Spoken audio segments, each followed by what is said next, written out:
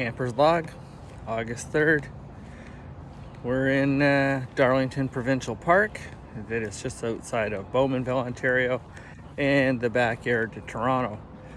I was reading a lot of reviews about Darlington, and one of the things everybody said was bathrooms were nasty and the showers. So we're gonna go have a look.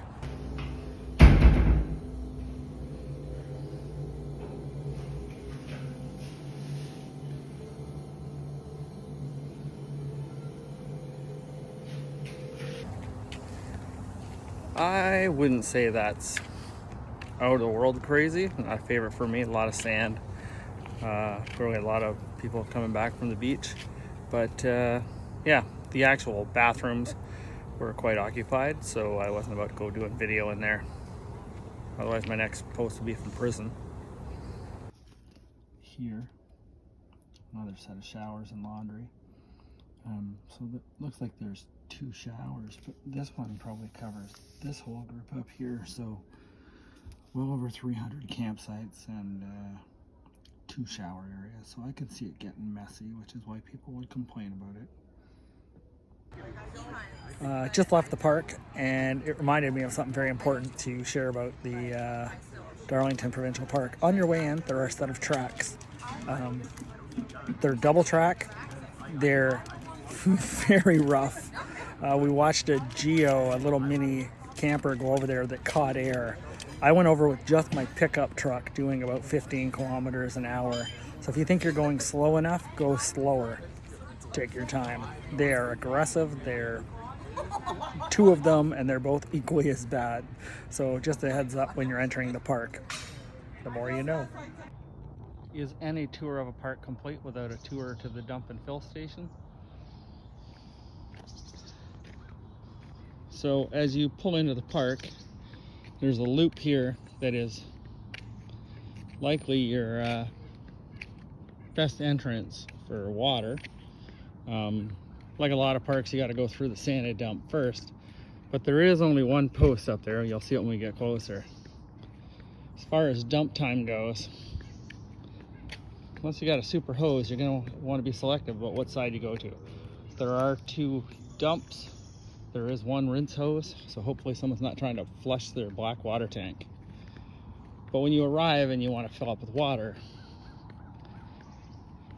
there's only 1 hose. The good news is it has really good pressure, or at least it did while I used it, but there's 1. So it doesn't matter if there's 2 trailers there, you're still waiting. The exit from the sandy dump can also be used as an entrance.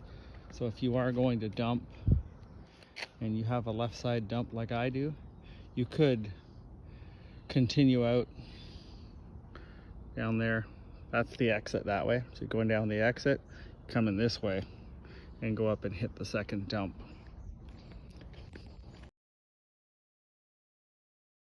I think one of the key things that you need to know if you're going to be staying on the Lakeside campground, I haven't made it up to Cliffside yet, but a lot of pull-throughs, that's bonus. They tend to be those crescent pull-throughs, not straight pull-throughs.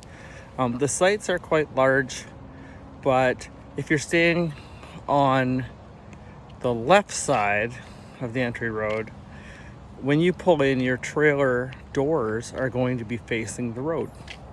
So if you want that privacy with your back to the road and kind of your own little closed area, try and get on the right side. Otherwise, it's going to look a little bit like this. This side is a pull-through, but if you did the traditional pull-through and came in here, you see that they push themselves way off because they have a nice big site, so they are facing the road. On this side of the road, it is also a pull-through, and you would have had your back to the road, so you'd have had that privacy closed in area. They happen to have a tent, but yeah, just that would have been my first thing. It would have been good to know. Thought I would share that with you. I was saying how big the campsites are, and they really are in this hilltop area. A great illustration of that is, here's one site. It's 90. I don't know if it's designated a larger site or not, but these people have 3 tents, 3 sleeping tents. Their pickup truck and their boat are all in their campsite with room to spare apparently. So that's an important feature, I guess. Here's site 81 again. allegedly a pull-through, but you're either going to put your trailer at the far back and your doors facing the road, or you're going to park it on some weird angle, like you'll see when we get to mine. This is 81. 84 is on the opposite side, and as you can see, it works out perfectly. They pull in, their door is facing away from the road. But like I said, I had to do something similar to this gentleman here. He's got this nice big site with a pull-through, and he has to park his trailer like this, or have his door facing the road. Now we're coming up to my site. I happen to be in site 85. As I said, it's a pull-through as well. I didn't use it the way it was intended to make use of it. Thankfully, my fire pit is way off in that corner there, out of the way, on the other side of my truck. But you can see I'm nowhere near where I should be. And if I stayed on the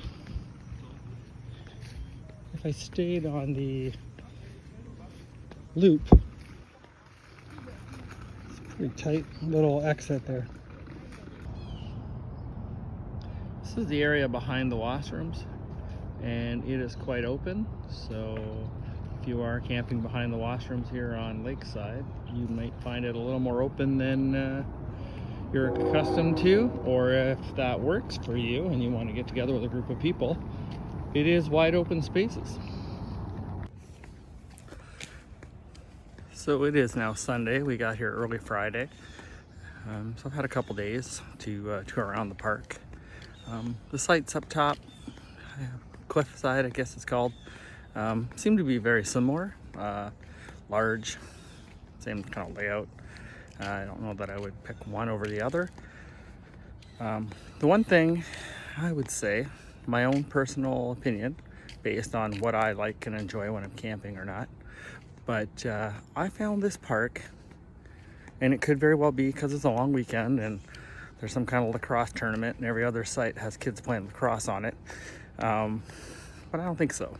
I think it's just kind of the park's personality and regular guests. But this is not my type of park. It's found it to be quite loud. I read a lot about train tracks and planes going overhead, and well, yeah, can you hear them? If you're listening for them, I don't think they're too far away from some sites, but I was way up by the water. If you get near the water, it's faint, it's in the distance. But the noise from the campers, between the dogs barking, children screaming, and yes, I know children will be children, I'm talking like non-stop babies screaming, and I feel terrible for those parents because I know it's impossible to make them stop, but I also don't want to hear it when I'm camping. So yeah, maybe I'm a bad human being. But even worse than all of that, it has a party vibe. So every, 4 or 5 trailers clustered together, and they're loud. It's radio free, but the people are extremely loud. It's not like there's music playing, it's just their voices, and and I know they're having a good time and camping, and everybody has their own thing. This just isn't mine anymore. I want to, chill, be quiet, have a little conversation by the fire with somebody, or, other people. But I don't want to be in the center of everyone's trying to talk over everyone, kind of how loud can be the loudest person. And that appears to be, there was one to the left of me, one to the right. I feel like breaking into song.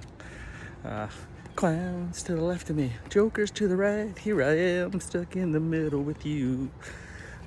Yeah, it's not my vibe. I probably would never come back here unless it was a convenient pit stop for somewhere I was going. Well, I just got schooled. I ran into a lady who spends most of the season here. They move around every 2 weeks, her and her husband, but she's been coming here for 4 years, and she asked me how I like the park, and I told her exactly what I just said, and she's like, well, that's true in the area you're in. And then she made me go for a walk with her. So up on Hilltop, they are a little more private, and she said up there it's not that same kind of vibe. And down by the beach, apparently is a lot quieter. So I don't have that personal experience, but yes, I was corrected. So if you want the open group kind of close proximity life of the party, this cliff area and probably the right spot. If you want privacy, although there's not a lot of electrical sites up there, Hilltop. And yeah, there you go. See, not afraid to be educated. The trails are quite nice, pretty well maintained, not too rugged, not too difficult. One of the interesting trails, the Burke Trail, parked by the park store there. It's a pretty quick walk. If you just want to go right to a point of interest that is on the map called the Pioneer Cemetery, which is something of interest to my wife and I, thought, hey, let's go check that out. So it was the first trail we did. So we went rolling in. There's one stone, has some names on it, kind of steel fence around it. It's definitely an old cemetery and has one stone. But there's a huge missed opportunity.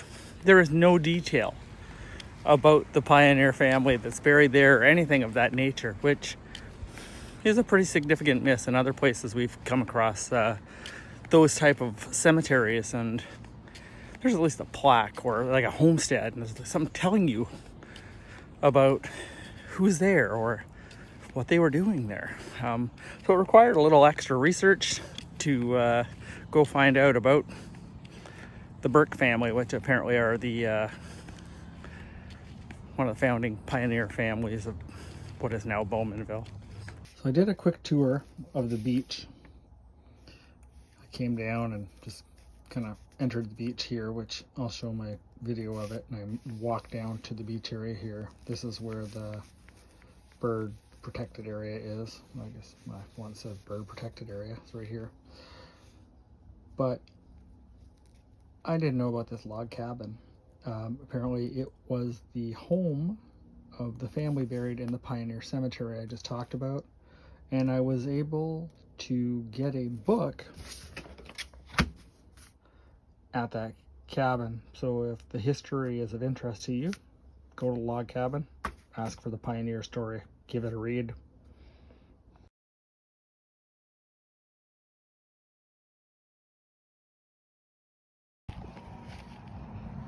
So this is the area that is protected for a bird called, I believe it's pronounced piping plover. Plover? Lover with a P on the front.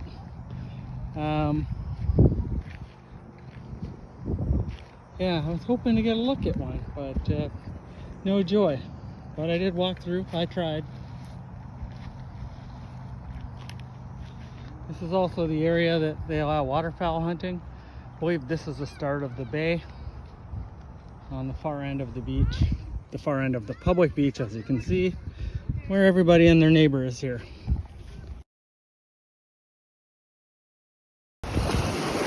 Is any park tour complete without seeing the beach if it's got one? So here we are. I'm walking east right now. But if you look to the west, way out there, see all those people? That is the public beach. But this